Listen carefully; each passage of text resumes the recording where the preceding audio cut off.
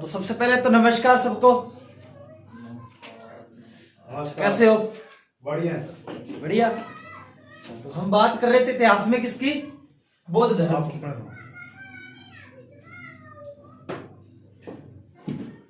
बौद्ध धर्म की 2 क्लासें हो चुकी है अपनी, ठीक है।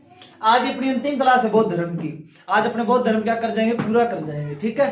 अगर बात की जाए कल की क्लास की, तो कल की क्लास में अपने किसकी बात की कि बौद्ध धर्म में जो मेन घटनाएं जो हुई हैं उनके बारे में, जिनका प्रतीक चिन्ह है, किस किस प्रतीक चिन्ह से दर्शाया जाता है, अपने उसकी बात की। उसके बाद अपने बौद्ध संघ की बात करके गए, किसकी?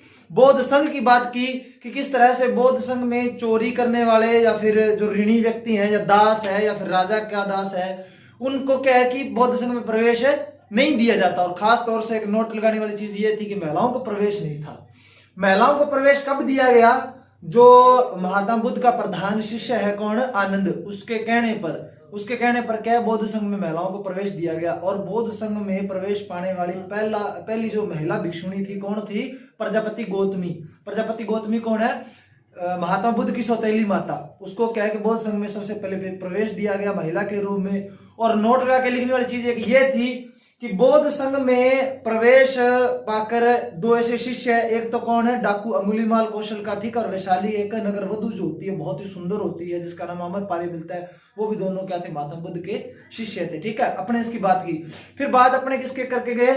बौद्ध धर्म की जो शिक्षाएं हैं, 4 शिक्षाएं मैंने बताई, उनकी बात करके गए, ठीक है। उसके बाद में अपनी बात किसकी की? उसके बाद में स्तूप की बात की। स्तूप के बाद में अपने क्या 8 मार्गों की बात की, जिसको अष्टांगिक मार्ग कहा जाता है, ठीक है। यहां तक अपने क्या बात कर गए थे। आज जो अपने बात करनी है कि बौद्ध धर्म के शिष्यों के बारे में, ठीक है। बौद्ध धर्म के शिष्यों के बारे में। देखो, बौद्ध धर्म में क्या है कि 2 प्रकार के शिष्य हैं। कितने प्रकार के? 2 प्रकार के शिष्य हैं, ठीक है। आज अपने बौद्ध धर्म कंप्लीट कर जाएंगे। अच्छा, बात की बौद्ध धर्म में 2 शिष्य होते हैं, ठीक है। एक तो नंबर 1 जिनको भिक्षु कहा जाता है, नंबर 2 उपासक, ठीक है। दोनों में फर्क क्या है? देखो, भिक्षुक तो वो है जो क्या है कि जो बौद्ध धर्म में 10 सील जो है, यानी कि इनकी जो शिक्षाएं जो हैं, जो 10 सील है ना, उनका जो पालन करते हैं, उनका जो पालन करते हैं जीवन भर। और क्या पालन करते हुए क्या है कि बौद्ध धर्म का प्रचार प्रसार करते हैं। क्या करते हैं? प्रचार प्रसार करते हैं। उनको क्या कहा जाता है? भिक्षुक कहा जाता है, ठीक है। और अगर इनकी बात की जाए तो इनको किन नाम से जाना जाता है? इनको प्रवज्या नाम से जाना जाता है। किस नाम से? प्रवज्या नाम से जाना जाता है, ठीक है। और अगर बात उपासक की जाए, किसकी? उपासक की, तो देखो ये वो है जो क्या है कि गृहस्थ जीवन जीते हुए। कौन सा जीवन है? गृहस्थ जीवन जीते हुए। अगर हम बात इसमें जैन धर्म के बारे में करें तुलना करके, तो जैन धर्म में हमने श्रावक और श्रावकी के बारे में पढ़ा था, जो गृहस्थ जीवन जीते थे, ठीक है। और इधर हमने क्या है कि जो इनके जो भिक्षुक और भिक्षुणी थी, यानी कि महिला और पुरुष दोनों, वो क्या करते थे कि पूरे जो मूल शिक्षा दीक्षाएं हैं उनमें विश्वास करके पूरे आजीवन भर क्या है नियमों को अपनाते थे। उन्होंने क्या थोड़ा परिवर्तन के साथ अपनाया कि उन्होंने श्रावक और श्रावकी ने थोड़ा सा परिवर्तन के साथ अपनाया जैन धर्म को, और उन्होंने गृहस्थ जीवन जिया। उसी तरह क्या है यहाँ पर भिक्षुक क्या है कि पूरे नियमों को अपना रहे हैं, और उपासक जो है वो गृहस्थ जीवन जी रहे हैं। वो गृहस्थ जीवन जीते हुए क्या करेंगे? प्रचार प्रसार करेंगे। किसका? बौद्ध धर्म का, ठीक है। और ये अगर बात की जाए, उपासक जो हैं क्या कहलाते हैं? उपसंपदा। क्या कहलाते हैं? उपसंपदा। कब कहलाती है उपसंपदा? जब ये गृहस्थ जीवन जीते हुए क्या करते हैं? बौद्ध धर्म का प्रचार प्रसार करते हैं, तो ये उपसंपदा कहलाते हैं, ठीक है। ये बात आप थोड़ा सा नोट कर लीजिए। लिखना है? मिटा दूं? मिटा दूं? अच्छा, अब अपने बात करेंगे किसकी? मेन जो अपनी आज की बातचीत जिस पे रहने वाली है, बौद्ध संगीतियों की बात करेंगे। देखो, बौद्ध धर्म की अगर बात की जाए तो उसमें 4 संगीतियां हुई है। संगीतियों का मतलब सभाएं, ठीक है। जो एक आसान सी बात है कि बौद्ध धर्म में क्या है, जो संगीतियां हुई है महात्मा बुद्ध की मृत्यु के बाद में हुई है सारी की सारी। इसके बाद में महात्मा बुद्ध की मृत्यु। और महात्मा बुद्ध की मृत्यु कहां पर होती है? कल मैंने बताया था 483 ईसा पूर्व कुशीनगर कसिया में, जो कहां पर है? देवरिया जिला में है। और देवरिया जिला गोरखपुर उत्तर प्रदेश में है। ठीक है, ये बात अपने कल कर गए थे। एक चीज और है कि बुद्ध यानी कि बौद्ध धर्म, बुद्ध का धर्म यानी बौद्ध धर्म में त्रिरत्न है। कितने रत्न है? त्रिरत्न है। कौन कौन से? बुद्ध, धम्म, बुद्ध, नंबर 2 धम्म, और नंबर 3 संघ। ये 3 रत्न हैं किसके? बौद्ध धर्म के। ठीक है, ये आप याद रख लीजिएगा। संघ के बारे में हम बात कर चुके हैं, महात्मा बुद्ध के बारे में हमने बात कर ली। ठीक है, और अब हम किसके बारे में बात करेंगे? ये तीनों चीजों के बारे में बात हम कर चुके हैं। ठीक है, धम्म के बारे में मैं जब अशोक को पढ़ाऊंगा ना तब थोड़ी सी और व्याख्या करूंगा। किसको? अशोक को पढ़ाऊंगा तब। ठीक है, अब अपने बात करते हैं बौद्ध धर्म की संगीतियों के बारे में। देखो, मैंने जैसे बताया कि बौद्ध धर्म की जो संगीतियां महात्मा बुद्ध की मृत्यु के बाद में हुई, 4 संगीतियां हुई हैं। अब इनमें क्या क्या हुआ? देखो, सबसे पहले जब प्रथम बौद्ध संगीति होती है तो उसमें क्या है कि 2 पिटकों की रचना की जाती है। कुल 3 पिटक होते हैं। कौन कौन से? सूत पिटक, विनय पिटक और अभिधम पिटक।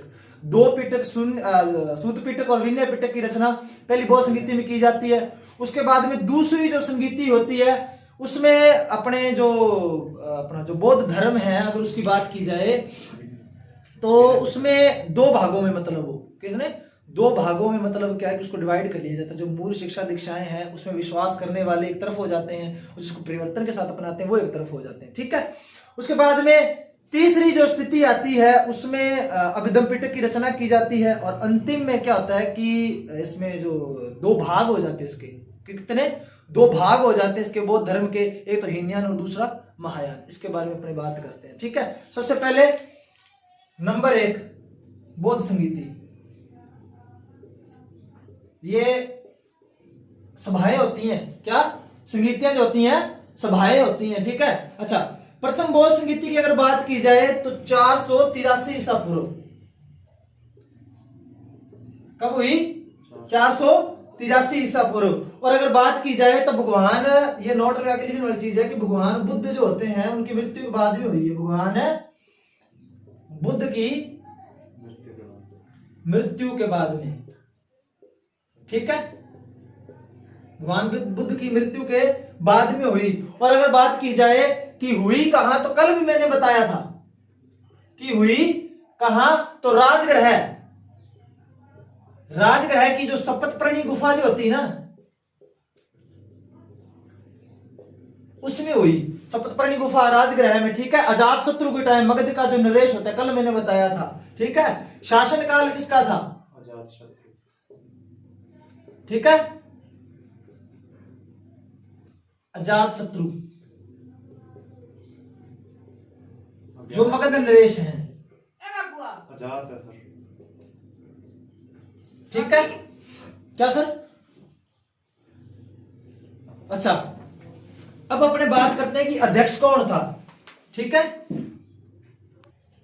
अच्छा, तो अपने बात क्या कर रहे थे कि अध्यक्ष किसको बनाया गया? महाकश्यप को। अध्यक्ष बनाया गया महाकश्यप को। और अगर बात की जाए कि मुख्य घटना क्या हुई, अगर बौद्ध संगीति की अगर रचना की जा रही है तो कुछ ना कुछ तो हुआ होगा ऐसा। अगर मुख्य घटना की बात की जाए तो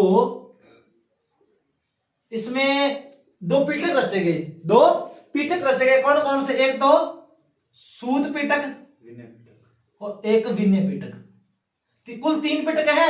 तीसरा जो पिटक हो गया धम्म पिटक है वो तीसरी बौद्ध संगीति में हो जाएगा। ठीक है, कंप्लीट। अच्छा, सूत पिटक, विनय पिटक। अभी हम किसकी बात करेंगे? इनकी बात करते हैं। ठीक है, तो मिटा दो एक बार, मैं मिटा रहा हूं एक बार। इनको लिख लेना दो। लिख रहे हैं क्या? नीचे एक लाइन छोड़ दो। हाँ, चलो कोई बात, लिख लो आप।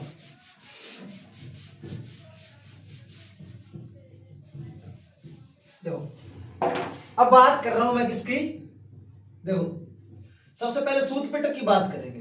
किसकी? सूत पिटक की। देखो, इस सूत पिटक में क्या होता है कि जो प्रधान शिष्य होता है कौन? महात्मा बुद्ध का आनंद।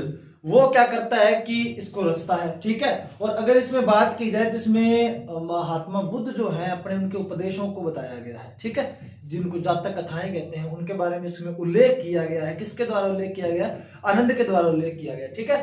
तो महात्मा बुद्ध के प्रधान शिष्य आनंद द्वारा रचित है, ठीक है। क्या रचित है? सूत पिटक। और अगर इसमें बात की जाए तो इसमें महात्मा बुद्ध के उपदेशों का उल्लेख है, ठीक है। किसका उल्लेख है इसमें? महात्मा बुद्ध के उपदेशों का उल्लेख है। और अगर इसमें बात की जाए तो इसमें पूर्व जन्म की कथाएं हैं। किसकी? पूर्व जन्म की कथाएं हैं महात्मा बुद्ध की। और इसमें बताया गया किसके बारे में? जातक कथाओं के बारे में बताया गया, ठीक है। पूर्व जन्म की कथाएं, ठीक है, जिनको जातक कथाएं कहते हैं। क्या? जातक कथाएं कहते हैं।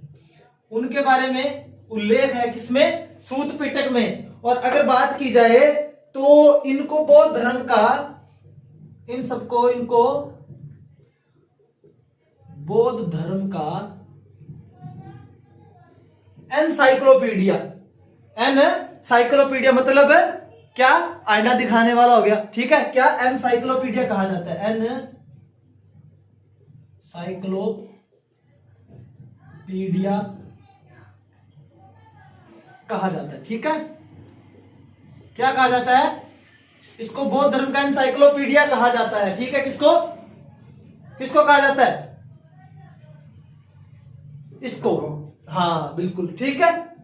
ये मिटा देंगे एक बार में इसको। अच्छा,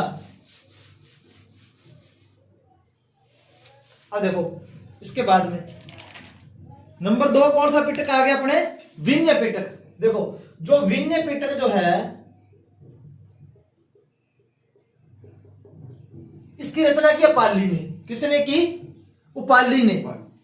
इसकी रचना की उपाली ने। और अगर इसमें बात की जाए तो इसमें जो बौद्ध संघ में प्रवेश पाने के लिए जो नियम है उसका उल्लेख किया गया है। किसमें? विनय पिटक में। ये आप खास तौर से ध्यान में रख लेना, क्योंकि नाम तो इनके से पहली बात तो नाम पूछे जाते हैं इनके कि पिटक कौन कौन से है, या पूछेंगे बौद्ध संगीति कौन सी है और इसमें क्या क्या हुआ, मुख्य घटना पूछ लेंगे। पर इसके अंदर की जो बात है वो आपको थोड़ी सी मेन ध्यान में रखनी है। क्या? कि जो विनय पिटक है इसमें क्या है कि जो बौद्ध संघ जो है ना अपना, उसमें प्रवेश पाने के नियमों का उल्लेख किया गया है। किसका? नियमों का उल्लेख किया गया, ठीक है। किसके नियमों का उल्लेख है? बौद्ध संघ में प्रवेश पाने के नियमों का उल्लेख है, ठीक है। अच्छा, अब बात करते हैं द्वितीय बौद्ध संगीति की। मिटा दूं?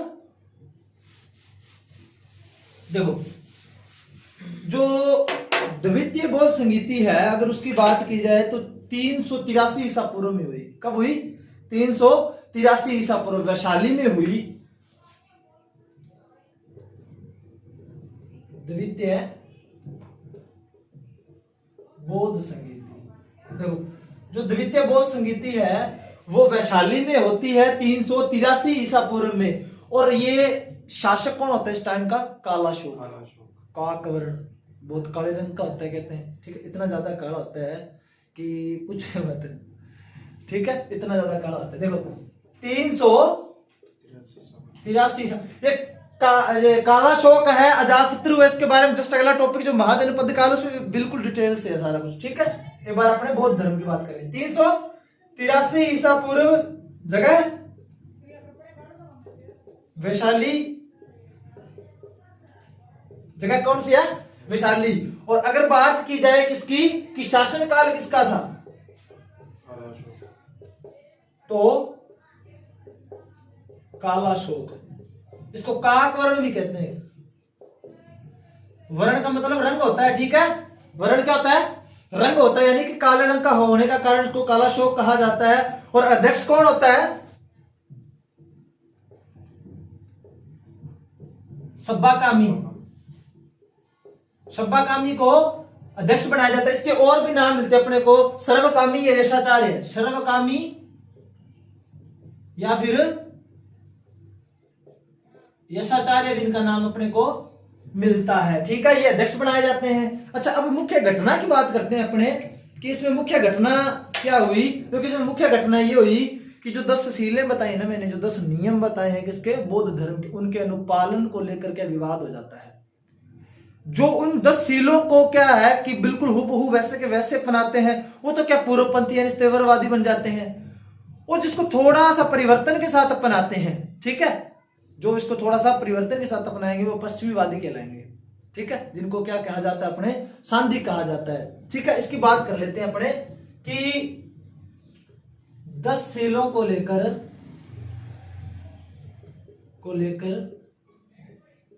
विवाद हुआ। ठीक है, क्या हुआ? इसमें 10 शीलों को लेकर विवाद होता है, तभी तो ये बौद्ध संगीति रखवाई जाती है। और इसमें क्या है? 2 पंथ बना दिए जाते हैं। अब अपन उन पंथों की बात करते हैं। बिठा दूं एक बार मैं इसको। देखो, इसमें 2 पंथ किस तरह से बनाए गए कि कुछ इस तरह से कंडीशन बनती है। नंबर 1 जो पूर्वी जो होते हैं, यानी जो पूर्वी पंथी जो होते हैं, ठीक है, जिनको किस नाम से पुकार रहा हूं मैं? स्थिरवादी, जो एक जगह स्थिर अपने अडिग है एक जगह पर। ठीक है, स्थिरवादी जो है। देखो, इसमें कहां के थे जो लोग? वैशाली और पाटलिपुत्र के जो लोग थे ना, कहां के? वैशाली और पाटलिपुत्र के। देखो, मैंने कल एक चीज बताई थी कि जो बौद्ध धर्म में सबसे ज्यादा मतलब शिष्य जो थे महात्मा बुद्ध के, वो कौशल के थे। ठीक है, और सबसे ज्यादा उपदेश कहां पर दिए? श्रावस्ती में दिए। ठीक है, अब यहां पर देखो एक अलग सिस्टम बनता है कि वैशाली और जो पाटलिपुत्र के जो लोग थे ना, किसके? वैशाली और पाटलिपुत्र के जो लोग थे, इन लोगों ने क्या किया कि बौद्ध धर्म के जो 10 शील थे, क्या? बौद्ध धर्म के जो 10 शील है या बौद्ध धर्म की जो मूल शिक्षा दीक्षाएं थी, उनमें बिल्कुल इन्होंने विश्वास किया। मतलब वैसे कि वैसे हुबहू वैसे के वैसे इन्होंने अपनाया। तो ये क्या कहलाए? पूर्वपंथी कहलाए। कौन है? वैशाली और पाटलिपुत्र वाले। अच्छा, अब बात नंबर 2 पे की जाए किसकी? पश्चिमी। कौन हो गए? पश्चिमी पंथी, जिनका मैं सांधी कह रहा हूं, पश्चिमी पंथी, जिनको सांधी कहा जाता है। ठीक है, देखो इन लोगों ने क्या किया, जो 10 शील थे उनको थोड़ा सा परिवर्तन के साथ अपनाया। ठीक है, ये कहां के लोग हैं? ये अवंती, उज्जैन, सॉरी अवंती और कौशल के। कहां के? अवंती व कौशल के लोग हैं। ये कौशल के जो लोग हैं उन्होंने क्या है? बौद्ध धर्म को थोड़ा सा परिवर्तन के साथ अपनाया, और वो लोग क्या कहलाए? सांधी कहलाए, या फिर वह पश्चिमी पंथी कहलाए। ठीक है, तो ये कौन सी संगीति होगी अपनी? द्वितीय बौद्ध संगीति होगी। ठीक है, अब अपने बात करते हैं तृतीय बौद्ध संगीति की। मिटा दूं एक बार मैं इसको।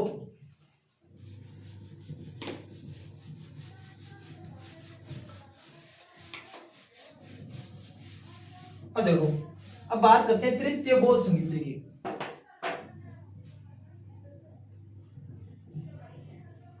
तृतीय बौद्ध संगीति। देखो, तृतीय बौद्ध संगीति की अगर हम बात करें तो तृतीय बौद्ध संगीति, देखो इसका थोड़ा सा अपने को जो टाइम है वो थोड़ा सा अलग अलग मिलता है, क्योंकि देखो जो चीज कंट्रोवर्सी होती है अपने को पता है वो कम पूछी जाती है। वैसे भी 251 ईसा पूर्व भी मिलता है अपने को, 255 ईसा पूर्व भी मिलेगा अपने को। ठीक है, इसका मतलब टाइम आगे पीछे मिलता है। अगर इसकी बात की जाए कहाँ हुई, तो पाटलिपुत्र में। शासनकाल जब हम अशोक को पढ़ेंगे तो बहुत इंपॉर्टेंट मानी जाएगी। ठीक है, शासनकाल किसका होता है? अशोक का होता है, ये मौर्य वंश का शासक था। ठीक है, और अगर हम बात करें कि इसका अध्यक्ष किसको बनाया गया, तो मोगली पुत्र तिष्य, जिसको छोटा भाई होता है, उसको बनाया जाता है। और ये क्या है कि सबसे पहले बौद्ध धर्म में जाता है। इसकी थोड़ी सी स्टोरी मैं तो पढ़ाऊंगा आपको, जो मौर्य काल पढ़ेंगे। इसकी स्टोरी कुछ इस तरह से होती है कि एक बार कोई बौद्ध भिक्षु इनके दरबार में जाता है। क्या है? बौद्ध भिक्षु कोई इनके दरबार में जाता है, तो वो क्या है, थोड़ी भिक्षा मांगने के लिए जाता है। और मोगली जो पुत्र, इसका सीधा तिष्य मिलता है अपने को नाम, जिसका छोटा भाई, क्योंकि अशोक के 101 भाई होते हैं ना, 99 को तो ये मार ही देता है, एक को छोड़ता है, इसका जो छोटा भाई होता है उसको छोड़ता है और बहुत ही लाड प्यार से रखता है इसको। यानी कि इसकी जो युवावस्था होती है उसमें बहुत ही लाड प्यार से इसको नाच गाने में व्यस्त रख देगा एकदम से। ठीक है, ये समझता नहीं कि आध्यात्मिकता क्या होती है, तभी ये बौद्ध भिक्षुओं का क्या कर देता है, अपमान कर देता है। अपमान करने के बाद में इसको मतलब एकदम से ठेस पहुंचती है। क्या पहुंचती है? ठेस पहुंचती है। और वहीं से क्या है कि ये थोड़ा सा बौद्ध धर्म की तरफ खींचा चला जाता है और ये किसको अपना लेता है? बौद्ध धर्म को अपना लेता है। और इसी से ही क्या है कि शिक्षा लेकर, इसी के उपदेशों से प्रसन्न होकर, इसके प्रभाव में आकर अशोक भी क्या है, बौद्ध धर्म ग्रहण कर लेता है। ये स्टोरी अपने को वैसे के वैसे मिलती है। और इसमें भी अभिधम पिटक की रचना किसने की? तो मोगली पुत्र तिष्य ने की। और अगर बात की जाए कि अभिधम पिटक में अपने को मिलता क्या है, तो देखो अभिधम पिटक में क्या है कि बौद्ध धर्म की दार्शनिकता की व्याख्या की गई है। किसकी? दार्शनिकता की। इसके जो दर्शन के बारे में अपने को ज्ञान मिलता है वो किसमें मिलता है? अपने को अभिधम पिटक में मिलता है। और इसको कथा वस्तु भी कहा जाता है। किसको? अभिधम पिटक को कथा वस्तु भी कहा जाता है। अपने इस सारी चीजों को लिख के बात करते हैं। देखो 251 या कहूं तो मैं 255 ईसा पूर्व, दोनों में से कोई भी एक। ठीक है, दोनों ही मिलती है अपने को। अच्छा, अगर बात की जाए कि शासनकाल किसका था, तो शासनकाल किसका था? अशोक का, जो मौर्य काल का है, यानी मौर्य वंश का शासक है ये। ठीक है, और अगर जगह की बात की जाए कि कहां हुई, तो पाटलिपुत्र में। कहां पर हुई? पाटलिपुत्र में हुई। और अध्यक्ष किसको बनाया गया? और एक तिष्य और भी नाम मिलता अपने को, जो श्रीलंका का जो शासक है ना, श्रीलंका यानी सहेली द्वीप का जो शासक है, उसका नाम भी अपने को तिष्य ही मिलता है। ठीक है, वो आपको थोड़ा सा ध्यान में रखना होगा, वो बताऊंगा आगे मैं। अध्यक्ष किसको बनाया गया?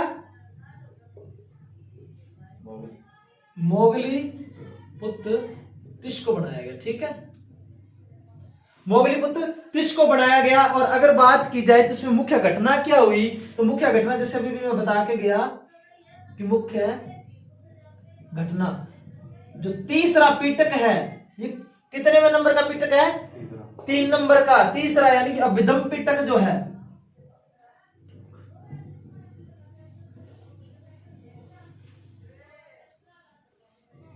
धर्म का मतलब है धर्म की नीति। धर्म का क्या मतलब है? धर्म की नीति। ये क्या है कि जो अशोक थे उन्होंने रणगोह छोड़कर यानी कि युद्ध की नीति छोड़कर धर्म की नीति यानी धर्म की नीति अपनाई थी, तभी धर्म क्या है कि स्टार्ट हुआ। तो ये इसमें क्या आ गया? अभिधम पिटक की रचना हुई। और रचना की किसने? तो मोगली पुत्र तिष्य ने की। किसने की? मोगली पुत्र तिष्य ने की। और इसमें क्या है? तो बौद्ध धर्म की, इसमें क्या है? बौद्ध धर्म की दार्शनिक व्याख्या की गई है। क्या की गई है?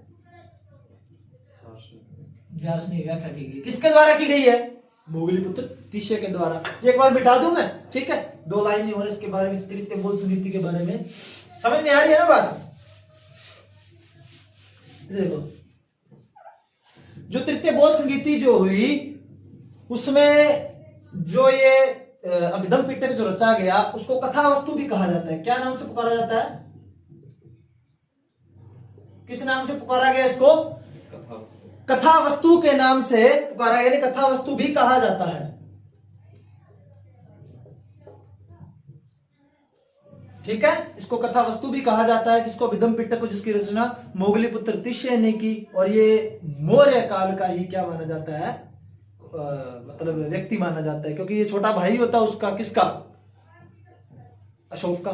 ठीक है, आगे बात करते हैं अपने चतुर्थ बौद्ध संगीति की। घटनाएं याद रखना आप सभी संगीतियों की, क्यों घटनाएं मेन है इसकी। ठीक है, नंबर 4 और अंतिम बौद्ध संगीति, चतुर्थ बौद्ध संगीति, जिसमें क्या आ जाएगा? 2 पार्टों में खुद बौद्ध धर्म 2 पार्टों में विभाजित हो जाएगा। और अगर हमने जब बात की थी किसकी? जैन धर्म की, तो वो भी क्या 2 भागों में बटा था। और मैंने कल की क्लास में एक चीज बताई थी कि महात्मा बुद्ध ने आनंद को एक बात कही थी कि आनंद, आने वाले कुछ 501 सालों में आने वाले कुछ 501 सालों में अपना क्या है कि बौद्ध धर्म खत्म हो जाएगा। कारण क्या बताया था उन्होंने कि अगर महिलाओं को हम क्या कर रहे हैं, प्रवेश दे रहे हैं। कुछ ये कारण मतलब उन्होंने भविष्यवाणी की थी और कहते हैं कि आने वाले टाइम में यही हुआ, क्योंकि देखो अब ये हो रहा है ना, ये तो हो ही रहा है फिर। ठीक है, देखो चतुर्थ बौद्ध संगीति की अगर बात की जाए तो चतुर्थ बौद्ध संगीति जो है ये ईसा की प्रथम शताब्दी में हुई। कब हुई? ईसा की प्रथम शताब्दी में हुई और कश्मीर के कुंडलवन में हुई। कहां पर हुई? कश्मीर के कुंडलवन में या कुंडल ग्राम में कह सकते हैं आप। कनिष्क का शासनकाल, तो उस टाइम में कुषाण वंश का जो कनिष्क उसका शासनकाल था। और अगर इसमें बात की जाए अध्यक्ष किसको बनाया गया? वसुमित्र को। ठीक है, किसको? वसुमित्र को। ये ईसा की प्रथम शताब्दी को हुई। ठीक है, कहां हुई? तो कश्मीर के कुंडलवन में, कश्मीर के कुंडलवन में हुई। और अगर बात की जाए शासक कौन था तो कनिष्क, शासक कनिष्क था, कुषाण वंश का था ये। ठीक है, कहां का था? कुषाण वंश का था। और अगर बात की जाए कि अध्यक्ष किसको बनाया गया तो वसुमित्र को,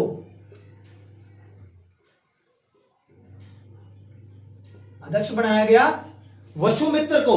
और अगर इसमें बात की जाए कि मुख्य उपाध्यक्ष भी बनाया गया इसमें एक उपाध्यक्ष भी बनाया गया। उपाध्यक्ष किसको बनाया गया? नाम मिलता है अपने को बुद्ध घोष या अशव घोष। किसको बनाया गया उपाध्यक्ष? पहली बार क्या है, याद रख लेना, आप नोट लगा के ले लेना ये चीजें कि बौद्ध धर्म में कौन सी संगीति में उपाध्यक्ष को जो पद है वो जोड़ा गया। दो चतुर्थ और अंतिम बौद्ध संगीति जो है, ठीक है, उसमें देखो वैसे कई किताबों में 5 मिलती है अपने को।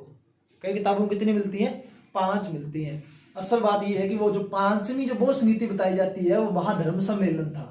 वो क्या था? श्रीलंका में नहीं हुआ। हाँ, वो महाबौद्ध यानी कि धर्म सम्मेलन था, वो संगीति नहीं थी, वो धर्मों का सम्मेलन था। वो बताऊंगा, आगे बताऊंगा। ठीक है, एक बार यहीं पे अपने उपाध्यक्ष किसको बनाया गया? बुद्ध घोष को, या फिर अशव घोष, या फिर अशव घोष को बनाया गया। और मुख्य घटना क्या थी? ये बहुत ही इंपॉर्टेंट है। ठीक है, आप इसको मोस्ट इंपॉर्टेंट कर लीजिए कि मुख्य घटना क्या थी। मुख्य घटना जैसे मैं बता रहा हूं कि बौद्ध धर्म क्या 2 पार्टों में विभाजित हो गया। कितने भागों में? 2 भागों में। बौद्ध धर्म का विखंडन, का विभाजन या विखंडन हो गया। कितने? 2 भागों में। ठीक है, अब अपने बात करते हैं कि 2 भाग कौन कौन से हैं। बता दो, देखो कुछ इस तरह से बात है कि संपूर्ण बौद्ध धर्म 2 भागों में विभाजित हुआ। ठीक है, वो 2 भाग कौन कौन से हैं? एक तरफ ये। ठीक है, देखो एक नंबर तो कौन सा? हीनयान, जिसको छोटी सवारी कहा जाता है, जिसको छोटी सवारी कहा जाता है। और एक है महायान, जिसको बड़ी सवारी कहा जाता है। देखो किस तरह से। नंबर 1 हीनयान, ठीक है, जिसको क्या है? छोटी सवारी कहा जाता है। और नंबर 2 महायान, जिसको बड़ी सवारी कहा जाता है। ठीक है, बात समझ में आ गई? अच्छा, अब बात करते हैं अपने किसकी कि जो हीनयान लोग हैं वो कट्टरपंथी लोग थे। कट्टरपंथी तो आपको पता ही है, वैसे के वैसी जो बिल्कुल अटूट विश्वास रखते हो अपने धर्म के अंदर। देखा, और इसमें हीनयान की अगर बात की जाए तो ये मूल शिक्षा दीक्षाओं में वैसे विश्वास करते थे। और महायान जो थे वो क्या थे? थोड़े से परिवर्तन के साथ क्या बौद्ध धर्म को अपनाते हैं। किसके साथ? परिवर्तन के साथ अपनाते हैं, और वो क्या हो गए? महायान कहलाए। अगर इनकी बात की जाए, महायान जो ये हीनयान जो लोग हैं, इन्होंने क्या है कि पाली भाषा में ग्रंथ लिखे। किस भाषा में ग्रंथ लिखे?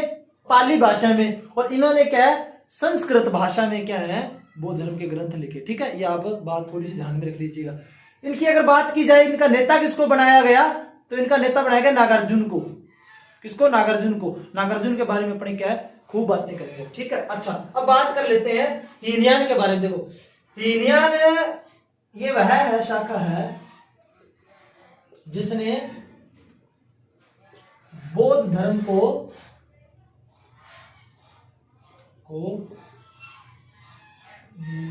मूल शिक्षा दीक्षाओं के साथ अपनाया, ठीक है। इन्होंने क्या किया? मूल शिक्षा दीक्षाओं के साथ इसको अपनाया, और इन्होंने पाली भाषा, किस भाषा में? और महात्मा बुद्ध के जो ग्रंथ लिखे गए हैं, महात्मा बुद्ध ने जो ग्रंथ लिखे या उन्होंने उपदेश जो दिए वो भी पाली भाषा में दिए, याद रख लेना, ठीक है। वो बात आगे लिखवा दूंगा मैं। इन्होंने पाली भाषा को अपनाया और वह ग्रंथ लिखे, ठीक है, वह ग्रंथ लिखे। इन्होंने क्या? बौद्ध धर्म को परिवर्तन के साथ अपनाया, परिवर्तन के साथ अपनाया, ठीक है। और इन्होंने संस्कृत भाषा अपनाई व ग्रंथ लिखे, ठीक है। ये बात आप थोड़ी सी याद रख लीजिएगा, ठीक है।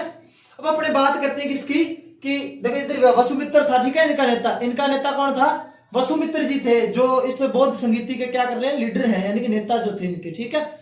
अच्छा, इनके नेता कौन थे? वसुमित्र जी। और महायान शाखा के कौन थे? नागार्जुन जी। कौन थे इनके नेता? नागार्जुन जी, ठीक है। महायान शाखा के नेता नागार्जुन जी माने जाते हैं। अब अपने क्या थोड़ी सी नागार्जुन जी के बारे में बात कर लेते हैं, ठीक है, क्योंकि मेन है ना। बिठा दूं एक बार में इसको। देखो, अगर बात नागार्जुन की जाए तो इनकी अपने को एक पुस्तक मिलती है जिसका नाम क्या है? ललित विस्तार। क्या नाम है उसका? ललित विस्तार। और इस ललित विस्तार की अगर बात की जाए तो महायान शाखा की सबसे प्राचीन है ये, क्या है? प्राचीन ग्रंथ माना जाता है, प्राचीन पुस्तक मानी जाती है, कौन सी? ललित विस्तार। और अगर अपने नागार्जुन की बात की जाए तो इन्होंने क्या है कि एक इसमें आंध्र प्रदेश का गुंटूर जिला जो है वहां पर एक मंदिर बनवाया था, ठीक है। इस मंदिर को किस नाम से जाना जाता है? नागार्जुन कोंडा के नाम से जाना जाता है। और नागार्जुन की अगर बात की जाए तो इन्होंने शून्यवाद का सिद्धांत दिया, इन्होंने शून्यवाद का सिद्धांत दिया, जिसको सापेक्षवाद या माध्यमिक सिद्धांत भी कहा जाता है। अगर इसकी बात की जाए कि जो शून्यवाद का सिद्धांत है, इसके अंदर दो चीजों का उल्लेख मिलता है अपने को, ठीक है। कितनी चीजों का?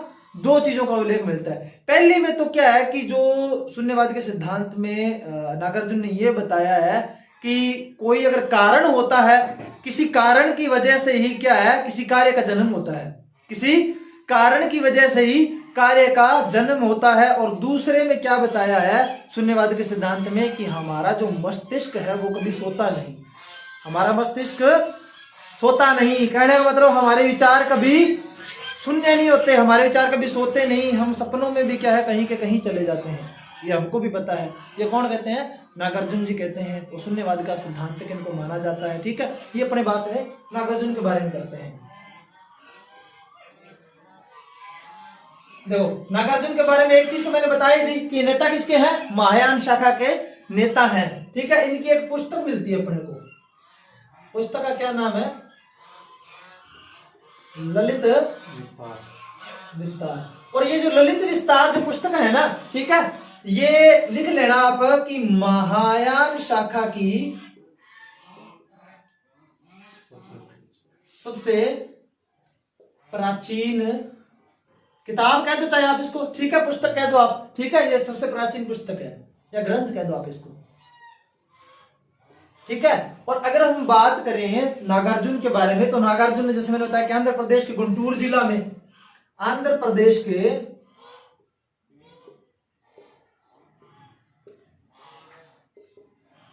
गुंटूर जिले में एक क्या बनवाया? एक मंदिर का निर्माण करवाया, एक मंदिर बनवाया,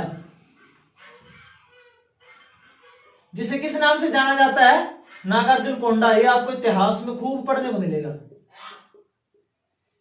एक राजराजेश्वर मंदिर, दक्षिण भारत का, ठीक है, जिसके बारे में खूब पढ़ने को मिलता है, जो क्या है कि यूनेस्को की सूची में भी शामिल है, ठीक है, राजराजेश्वर मंदिर। और एक नागार्जुनकोंडा, ये नहीं है, ये वैसे आपको इतिहास में काफी खूब पढ़ने को मिलेगा, ठीक है। और अगर बात की जाए नागार्जुन के बारे में, तो शून्यवाद के सिद्धांत इनको माना जाता है, ठीक है।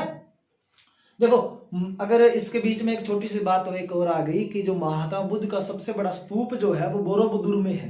बोरोबुदुर कहां पर है? बाली के सॉरी बाली इंडोनेशिया में है। कहां पर है? बाली इंडोनेशिया में है। महात्मा बुद्ध का सबसे बड़ा स्तूप है जो बोरोबुदुर में है, बाली इंडोनेशिया में, ठीक है, जिसे आरसी मजूमदार का विश्व का 8वां अजूबा कहते हैं। ये बात भी अपने थोड़ी सी लिख जाएंगे, ठीक है। देखो, अब बात आ गई कि महात्मा बुद्ध का सबसे बड़ा जो स्तूप है वो कहां पर है? बोरोबुदुर में है, ठीक है, बोरोबुदुर में है। और अगर इसकी बात की जाए तो ये स्थान कहां पर है? बाली इंडोनेशिया में, बाली इंडोनेशिया में, ठीक है, ये स्थान कहां पर? बाली इंडोनेशिया में। और अगर इसकी बात की जाए कि ये जो स्तूप है सबसे बड़ा स्तूप, स्तूप का मतलब क्या था ये मैंने कल बता के गया हूँ, ठीक है, स्तूप का मतलब। अच्छा, मिटा दूं एक बार ऊपर से इसको। देखो ये जो स्तूप है इसे आरसी जो मजूमदार जो है अपने मजूमदार जो है इस स्तूप को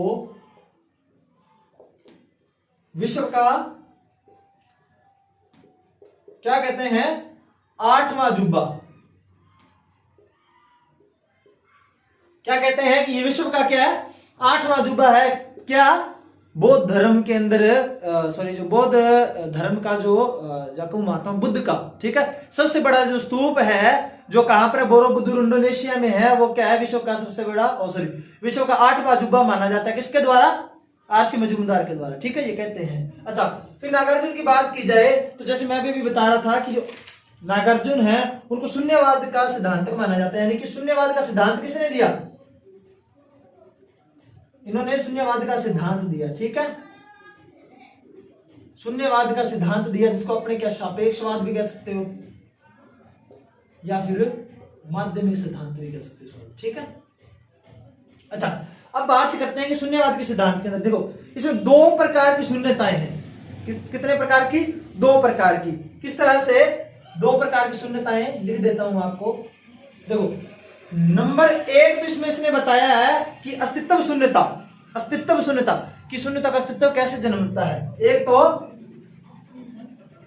अस्तित्व शून्यता, जिसमें इसमें यह बताया है किसने? नागार्जुन ने, कि कारण से ही क्या कार्य का जन्म होता है। देखो, कोई कारण होता है, अपने को पता है, तभी कोई काम छेड़ते हैं ना अपने। मान लो किसी की शादी रखनी है तो घर बार तभी सवारा जाएगा ना, रंग रोगन तभी करते हैं अपने। कारण से ही कार्य का जन्म होता है। इसको अस्तित्व शून्यता में दर्शाया किसने? नागार्जुन ने। और नंबर 2 अगर अपन बात करें तो भाव शून्यता, भाव विचार शून्यता की बात की है किसने? नागार्जुन ने। देखो, इसमें ये चीज बताई इसने कि अपने विचार कभी सोते नहीं, मानव का मस्तिष्क कभी सोता नहीं, ठीक है, वो हमेशा चलता रहता है, ठीक है। ये बात किसने कही है? नागार्जुन ने कही है। अच्छा, अब अपने बात करते हैं कि नागार्जुन को भारत का आइंस्टाइन कहा जाता है। क्या कहा जाता है? भारत का आइंस्टाइन किसको कहा जाता है? नागार्जुन को कहा जाता है। ये आप नोट लगा के लिख लेना, ठीक है। भारत का आइंस्टाइन कहा जाता है किसको? नागार्जुन को। और अगर बात की जाए तो जैसे मैंने पहले भी बताया आपको कि महात्मा बुद्ध के जो उपदेश हैं, या कहूं मैं उनके जो सारे के सारे उपदेश जितने भी दिए गए पाली भाषा में दिए गए। किसमें? पाली भाषा में दिए गए हैं, ठीक है। और महात्मा बुद्ध को ये मिटा दूं एक बार मैं, कुछ बातें और रह गई हैं, कुछ लास्ट की बातें हैं मैं बता देता हूँ आपको, फिर अपनी क्लास क्या कर देंगे, खत्म कर देंगे। और कल अपने क्या करेंगे? महाजनपद काल। देखो, इसमें यह कहा है इसने कि महात्मा बुद्ध के जो उपदेश हैं वो पाली भाषा में दिए गए। कौन सी भाषा में? पाली भाषा में। और महात्मा बुद्ध को एशिया का ज्योतिपुंज कहा जाता है। क्या कहा जाता है? एशिया का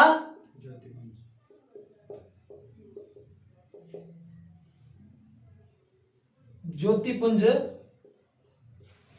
कहा जाता है। ठीक है, एक चीज मैंने बताई थी शुरुआत में जब मैं जैन धर्म पढ़ाना प्रारंभ कर रहा था कि जो विश्व की जो छठी शताब्दी जो थी ना, 600 ईस्वी जो थी, वो एक ऐसा काल माना जाता है 600 ईसा पूर्व का जब विश्व के अंदर क्या है धर्म सुधार आंदोलन चला। उस टाइम में पूरे वर्ल्ड के अंदर क्या है कुछ ऐसे विद्वान फेमस हुए जिन्होंने क्या किया कि धर्म का सुधार किया। उनमें से गौतम बुद्ध और क्या अपने महावीर स्वामी भी आते हैं, इसीलिए इनको एशिया का क्या कहा जाता है? ज्योतिपुंज कहा जाता है। ठीक है, इन्होंने दीपक की रोशनी जलाई थी। ठीक है, अच्छा अब आगे बात करते हैं अपने कि ये सारा हो गया। ठीक है, अपना बौद्ध धर्म हो गया। एक लास्ट जो बात मैंने अभी भी बता के गया था पीछे कि बौद्ध धर्म के अंदर सिर्फ और सिर्फ 4 ही संगीतियां हुई हैं। 5वीं जो संगीति मानी जाती वो संगीति नहीं थी, वो क्या थी? कन्नौज में धर्म सभा हुई थी। बिटा दो एक बार इसको। देखो एक बंदे का नाम मिलता है अपने को, किसका? डॉक्टर राधा कुमुद मुखर्जी। डॉक्टर राधा कुमुद मुखर्जी, जिन्होंने क्या है कि जो कन्नौज की धर्म सभा है, ठीक है, उसको धर्मों का महासम्मेलन कहा है। क्या कहा है? धर्मों का महासम्मेलन कहा है। किसने? डॉक्टर राधा कुमुद जो मुखर्जी हैं, इन्होंने क्या कहा कि जो कन्नौज में हुई थी वो कन्नौज में हुई थी क्या? धर्म सभा। कन्नौज की धर्म सभा को धर्मों का महासम्मेलन कहा है। ठीक है, अच्छा अगर बात की जाए कि इसकी, तो शासनकाल किसका था जब ये कन्नौज की धर्म सभा हुई? शासनकाल था हर्षवर्धन का। किसका शासनकाल था? हर्षवर्धन का शासनकाल था। और अगर बात की जाए कि अध्यक्ष इसको बनाया गया था ह्वेनसांग को। कौन था ह्वेनसांग? कौन था ह्वेनसांग? चीनी यात्री था। ठीक है, ह्वेनसांग जो हर्षवर्धन के काल में आया। देखो अध्यक्ष किसको बनाया गया? ह्वेनसांग। इसमें एक घटना हुई थी। घटना ये हुई थी इस धर्म सम्मेलन में कि ह्वेनसांग ने कुछ क्वेश्चन किया था। उस क्वेश्चन पर क्या कहा था ह्वेनसांग ने कि अगर इसका कोई जवाब दे देगा, इसका कोई जवाब दे देगा तो मैं इसको अधीन हो जाऊंगा। मैं क्या हो जाऊंगा? इसके अधीन हो जाऊंगा। अब देखो ह्वेनसांग यात्री था, एक मेहमान था, इसकी इज्जत तो रखनी थी। इसकी इज्जत रखनी थी तो ह्वेनसांग ने पूरे क्या है अपने राज्य में यह ऐलान करवा दिया कि अगर किसी ने ह्वेनसांग के खिलाफ बोलने की जुर्रत की तो उसका सर काट दिया जाएगा। उसका सर काट दिया जाएगा। तो निश्चित सी बात थी ह्वेनसांग ने ये इसने हर्षवर्धन ने अगर ऐलान कर दिया था तो ह्वेनसांग तो जीतना ही था। इस धर्म सभा में यही बात हुई थी कि इसने ऐलान किया कि किसी ने बोलना नहीं है किसके? ह्वेनसांग के खिलाफ। तो ह्वेनसांग को क्या कर दिया गया? एक उपाधि दी गई महायान देव की। किसकी? इसमें एक उपाधि दी गई। किसको? किसको दी गई? अध्यक्ष ह्वेनसांग को, जो चीनी यात्री है महायान देव की। क्योंकि इसने हर्षवर्धन ने ये ऐलान कर दिया था कि ह्वेनसांग के खिलाफ कोई नहीं बोलेगा। इसने जो क्वेश्चन किया उसका आंसर कोई नहीं देगा। ठीक है, और अगर इसमें बात की जाए तो सबसे बड़ी बात यह है कि इसमें 300 ब्राह्मण, इसमें कितने जने शामिल थे? 300 ब्राह्मण शामिल थे। ठीक है, और 1000 बौद्ध भिक्षु, 1000 क्या थे? बौद्ध भिक्षु थे। और अगर बात की जाए तो सैकड़ों जैन निर्ग्रंथ शामिल थे। इसमें सैकड़ों क्या थे? जैन निर्ग्रंथ। ये बात मैंने बताई थी ना कि पार्श्वनाथ के शिष्य निर्ग्रंथ थे सभी।